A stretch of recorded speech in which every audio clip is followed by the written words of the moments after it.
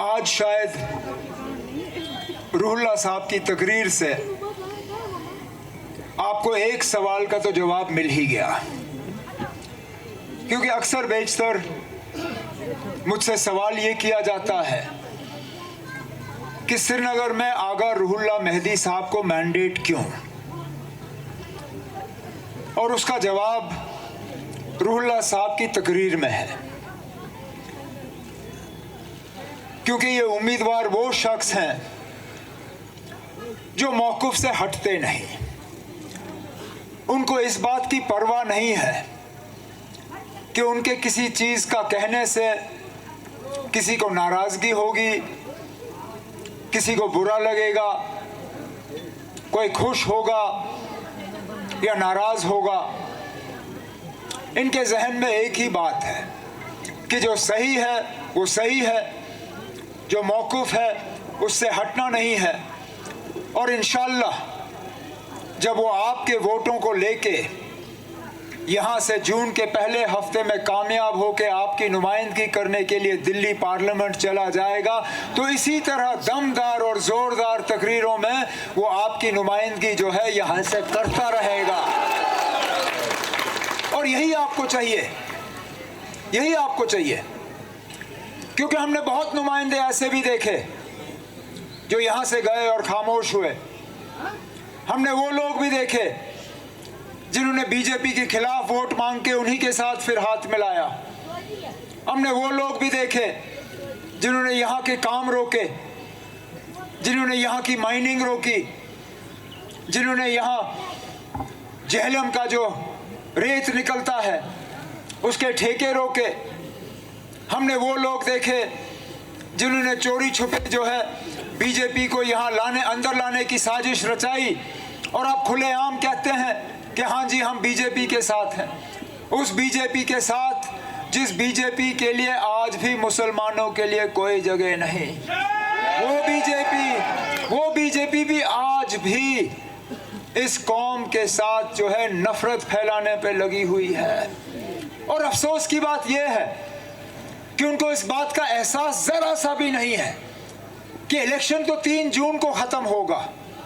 3 जून को इलेक्शन ख़त्म होने के बाद जो 4.5 साल और 5 साल इस मुल्क को चलना होगा, कैसे चलोगे इस तरह नफरत फैला के?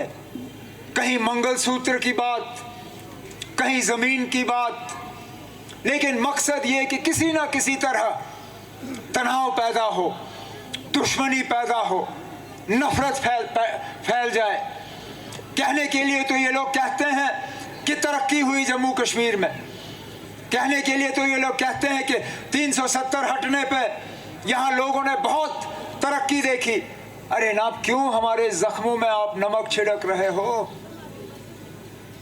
ये वो बदकिस्मत इलाका है जिसने पिछले ही दिनों एक हादसे में नन्हे मुन्ने स्कूल जाते हुए बच्चों को हमसे जुदा होते हुए देखा। कुछ उनमें से आज भी नहीं मिले जिनको उनके माँ बाप जो हैं सही तरीके से दफन कर पाए। और क्यों? क्योंकि वो पुल उनके लिए बना नहीं, वो पुल उनके लिए बना नहीं जो पुल हमारे दौर में सैंक्शन हुआ था। आप कौन सी बड़ी बात करोगे? आप कारखानों की बात करोगे, आप इन्वेस्टमेंट की बात करोगे, आप टनलों की बात करोगे, आप हवाई अड्डों की बात करोगे, आप रेल की बात करोगे।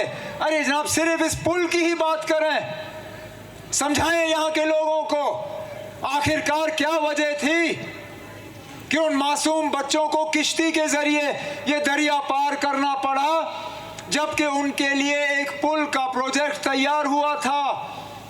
वो कौन सी मजबूरी थी बताएं? क्योंकि हमें तो गए हुए अब 10 साल हो गए, हमें हुकूमत छोड़े हुए 10 साल हो गए।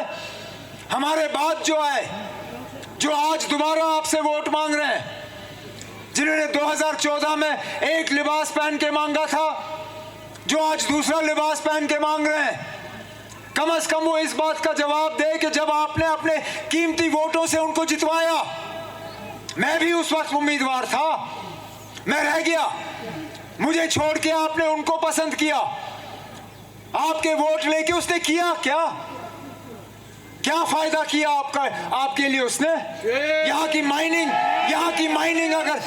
माइनिंग अगर बंद हुई तो उनके दौर में बंद हुई। अगर वो पुल का प्रोजेक्ट रुका तो उनके दौर में रुका।